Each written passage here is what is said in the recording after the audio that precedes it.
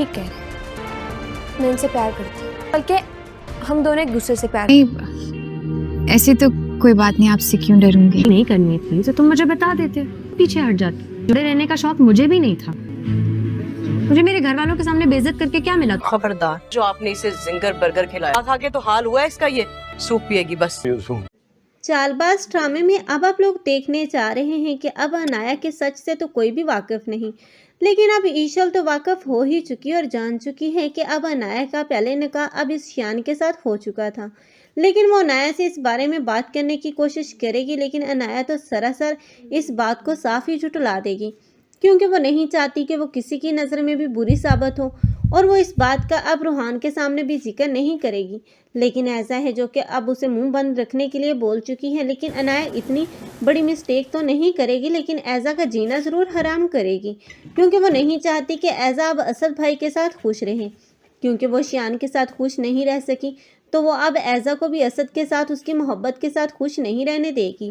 لیکن اب یہاں پر ایزا جو کہ اب صحیح تھی اور انایا ہی غلط تھی، لیکن اس ایزا کی اب بھلائی کا بدلہ یوں اب انایا اسے دشمنی کی صورت میں نکالے گی. لیکن اب انایا یہ بھول چکی ہے کہ آخر ایزا نے اس کے ساتھ اچھا ہی کیا ہے، لیکن یہی انایا ہے جو کہ اب آخرکار ایک نہ ایک دن اب روحان سے چینخ چینخ کر اسے سب کچھ سچ سچ بتائے گی، کیونکہ روحان کے نت نئے سوال اور اسے ہر روز منانے کی کوشش کرنا، یہی بات سے تنگ آ جائے گی اب انایا، کیونکہ وہ نہیں چاہتی کہ اب روحان اس کے سامنے بھی آئے یا پھر اس کے آگے پیچھے بھی گھومے.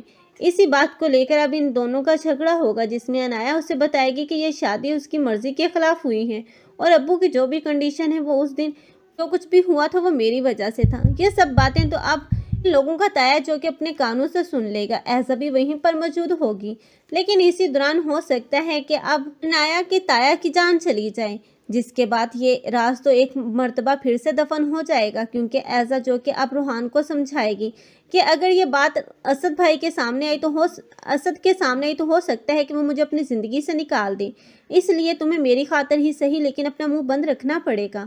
اس لیے اب روحان جو کہ اب اس ایزا کی بلیک میلنگ میں ایک مرتبہ پھر سے آ جائے گا اور اس واقعے کا کسی کے سامنے ذکر نہیں کرے گا. لیکن آخر کب تک یہ تمام چلاک بازیاں چل سکیں گی اس انایا کی اور ایزا کی؟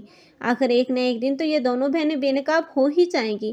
آپ لوگوں کو یہ ڈرامہ کیسا لگ رہا ہے اور کون کون چاہتے ہیں کہ اب انایا کا سچ روحان کو پتہ ہونا چاہیے؟ کمنٹ سیکشن میں اپنی قیمتی رائے کا اظہار لازمی کریں.